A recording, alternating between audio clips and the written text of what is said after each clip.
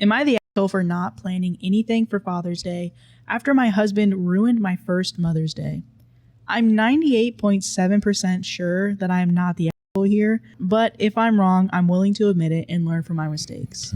Our little boy will be 1 late this summer, so this was the first Mother's Day and Father's Day for both me and my husband. My husband asked what I wanted for Mother's Day.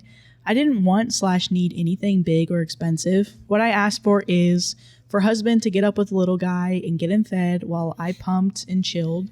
Breakfast in bed, just toast, scrambled eggs, and coffee. For us to take the little guy to the zoo for the first time. This was the main thing I was looking forward to. And go to my favorite taco place for dinner. Between morning and afternoon naps, we have about 4 hours of awake time.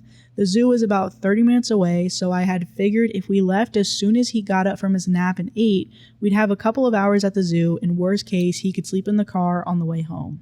We took my mom and my mother-in-law out to brunch the prior weekend to celebrate them, his mom on Saturday and my mom on Sunday. I also got them each a thoughtful little present and flowers to celebrate their first Mother's Day as grandparents. I arranged everything and told my mom and mother-in-law that we'd be celebrating on the actual day with just our little family and sent them a group chat which included husband, my dad, and father-in-law just to make sure everyone is on the same page. My mother-in-law is very pushy and overbearing, so I didn't want there to be any surprises or confusion. The Saturday before Mother's Day, father-in-law sent my husband a text with a picture of all the mulch he had just delivered and said something like, "Gonna be a busy weekend," or something like that. Apparently, he had 300 bags of mulch. They have a big yard with lots of flower beds.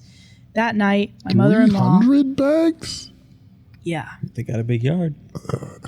How big is this yard? That night, my mother-in-law called my husband and asked him to come over first thing in the morning to help his dad move the bags of mulch to where they were going to be used.